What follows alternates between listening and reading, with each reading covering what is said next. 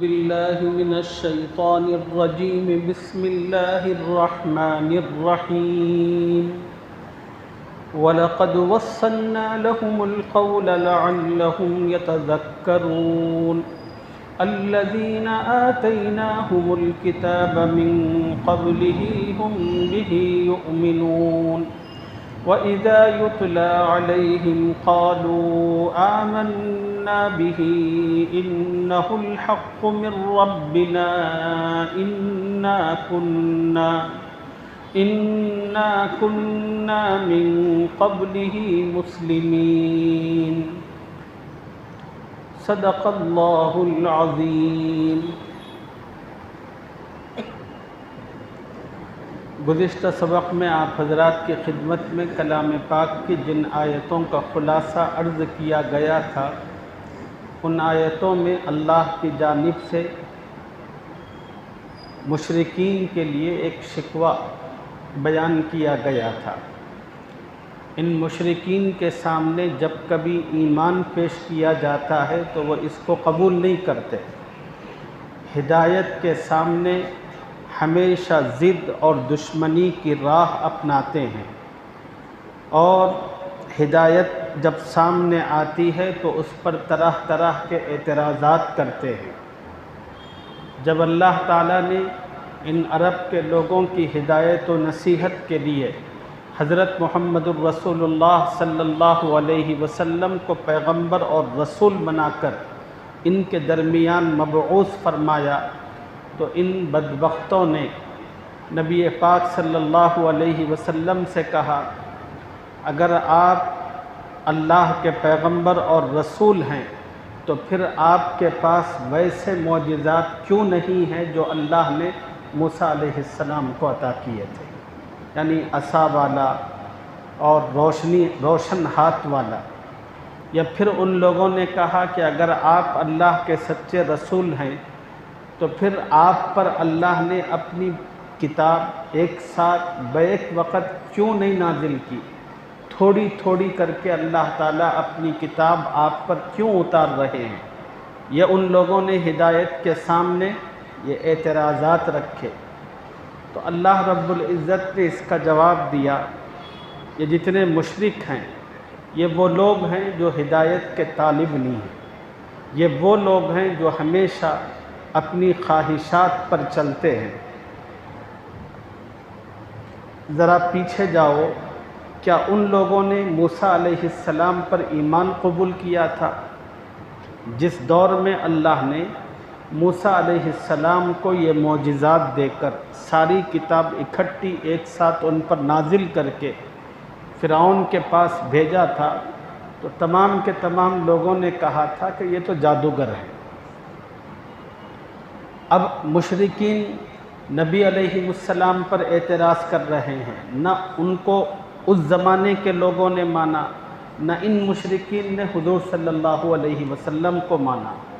اس زمانے کے جو مشرک تھے وہ بھی خواہش پرست تھے، اور اس دور میں نبی علیہ السلام کے سامنے جو مشرک تھے وہ بھی اپنی خواہشات کے غلام تھے.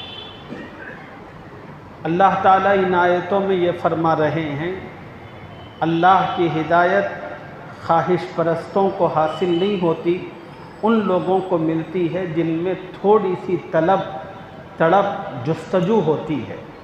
جس بندے میں ہدایت کی طلب ہی نہ ہو، جس کے اندر ہدایت کی تڑپ ہی نہ ہو، ایسے شخص کو اللہ ہدایت نہیں دیتے. ابھی میں نے آپ کے سامنے کلام پاک کی کچھ آیتیں پڑھی ہیں. ان آیتوں میں اللہ تعالیٰ یہ مضمون بیان فرما رہے ہیں کہ ہم نے قرآن مجید کو تھوڑا تھوڑا کر کے نازل کیا. اس کلام پاک کو تھوڑا تھوڑا کر کے نازل کرنے میں اللہ کی بہت ساری حکمتیں، اللہ کی بہت ساری مصلحتیں ہیں. اللہ کی پہلی حکمت تھوڑا تھوڑا کر کے نازل کرنے میں یہ ہے کہ بندے اللہ کے کلام کو اچھی طرح سمجھ جائیں. کلام پاک کو تھوڑا تھوڑا نازل کرنے کی دوسری حکمت یہ ہے کہ یہ اللہ کے کلام کو اپنے ذہنوں میں اچھی طرح بٹھائیں۔ کلام پاک کو تھوڑا تھوڑا نازل کرنے کی حکمت یہ ہے اس کو خوب طور پر سمجھ سکیں، اور سمجھنے کے بعد اگر کسی قسم کے ان کو اعتراضات پیدا ہوتے ہیں تو ان اعتراضات کو وہ سامنے رکھیں، پھر اللہ اس کی روشنی میں ان کے سوالات کے جواب دے۔ اس مقصد کے تحت اللہ نے اپنی آخری کتاب قرآن پاک کو نبی علیہ السلام پر تھوڑا تھوڑا کر کے نازل فرمایا۔ آپ دیکھتے ہیں دنیا کے اندر بھی یہی طریقہ، یہی اسلوب رائج ہے۔ بچے جب ہمارے پڑھنے جاتے ہیں، استاذ کے سامنے ساری کتاب ہوتی ہے، وہ چاہے تو ایک ہی دن میں شروع سے لے کر آخر تک کی کتاب کا سبق دے کر بچوں سے کہہ سکتے ہیں کہ اب یاد کرو اس کو۔ سارے کے سارے بچے تو بھاگ جائیں گے، کوئی پڑھائی کا نام نہیں لے گا۔ کیوں؟ ہر ایک کہے گا کہ اتنی ساری کتاب کیسے یاد کریں، اتنی ساری کتاب کو ذہن میں کیسے بٹھائیں، اور اگر ساری کتاب ایک ساتھ دے دی جائے تو پھر اس کو صحیح طور پر سمجھا بھی نہیں جا سکتا۔ اسی لیے اساتذہ کرتے کیا ہیں؟ اساتذہ کرتے یہ ہیں، دینی تعلیم ہو یا دنیاوی تعلیم ہو، کتاب تو ساری ان کے سامنے ہوتی ہے، بچوں کی سمجھ اور صلاحیت کے مطابق روزانہ تھوڑا تھوڑا کر کے سبق دیتے ہیں، اور پھر بچے کے اندر کیپیسٹی جب جیسے جیسے بڑھنے لگتی ہے تو پھر اس سبق کی مقدار بھی بڑھائی جاتی ہے۔ تو اس طرح تھوڑا تھوڑا کر کے جب وہ پوری کتاب ان کو مکمل پڑھائی جاتی ہے تو پھر اس کتاب کا سمجھنا بھی، اس کتاب کو یاد رکھنا بھی، اور اس کتاب کی تمام چیزوں کو ضبط کرنا ان کے لیے آسان ہو جاتا ہے۔ اللہ رب العزت نے فرمایا کہ یہ قرآن اللہ کی آخری کتاب، صبح قیامت تک کے انسانوں کے لیے یہ ہدایت نامہ ہے۔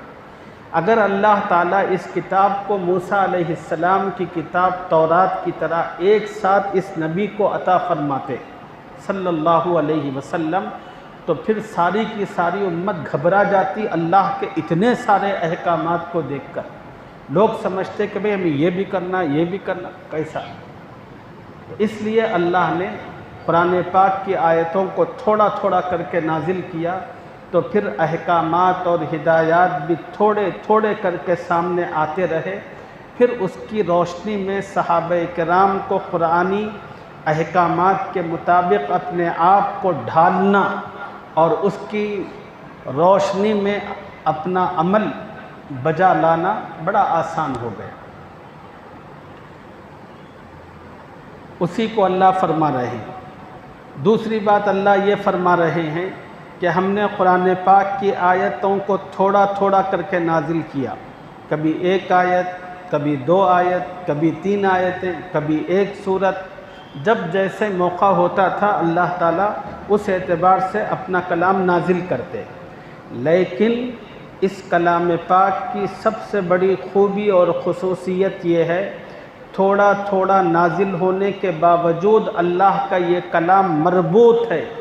ایسا نہیں ہے کہ اس کلام کو اگر کوئی آدمی پڑھنے لگے، سمجھنے لگے تو اس کو معلوم ہو کہ بھئی یہ الگ ہے، یہ الگ ہے، ایسا نہیں۔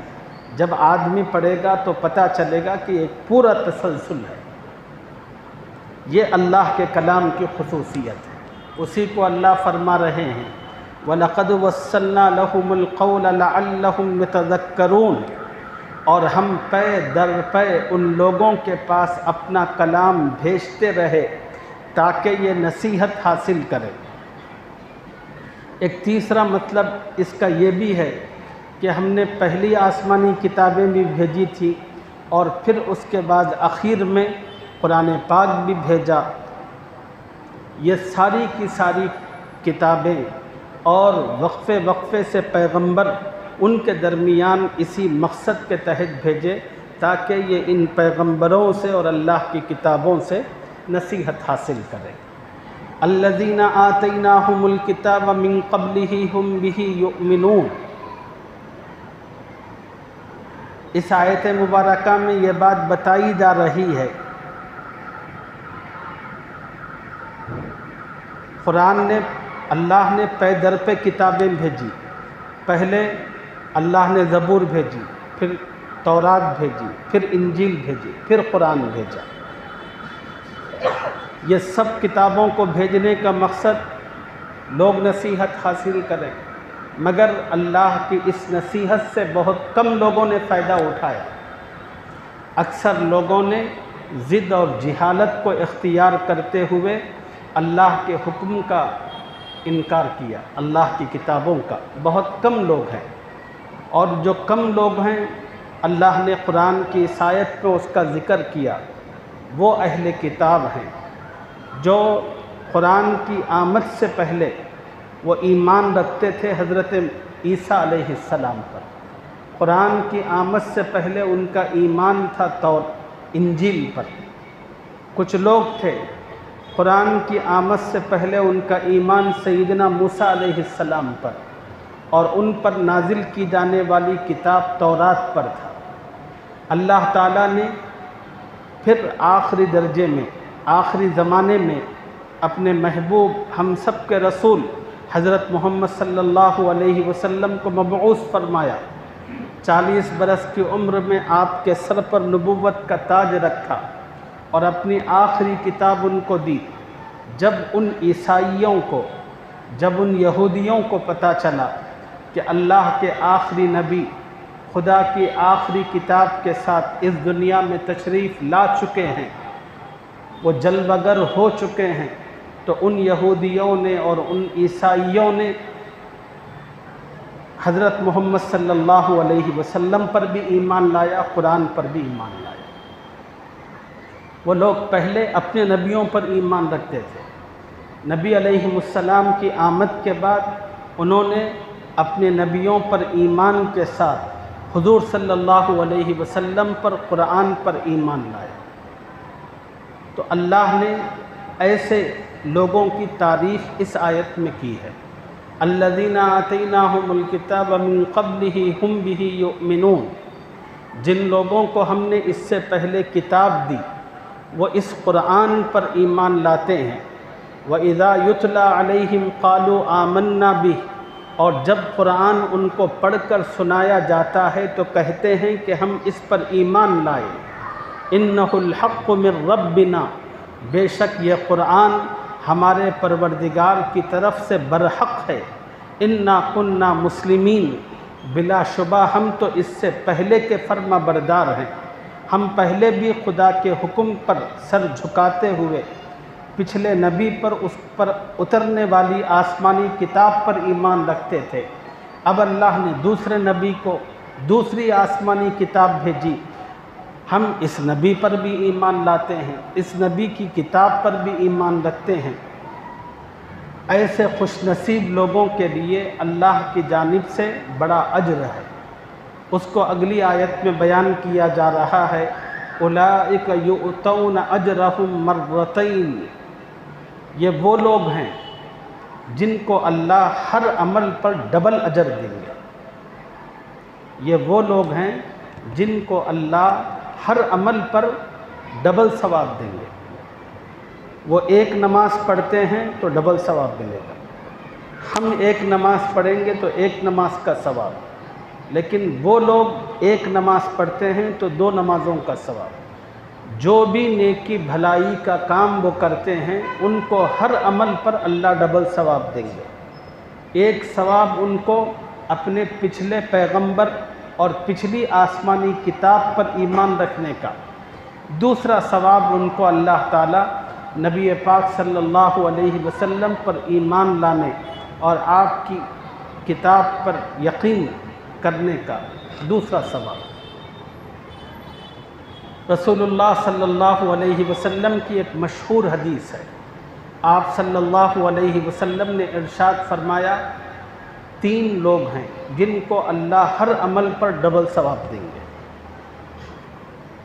پہلا وہ مالک جس کی ملکیت میں ایک لونڈی تھی، باندی تھی، اور آپ کو پتہ ہے کہ پچھلے زمانے میں باندیوں سے ہر قسم کا فائدہ اٹھانا مالک کے لیے جائز تھا۔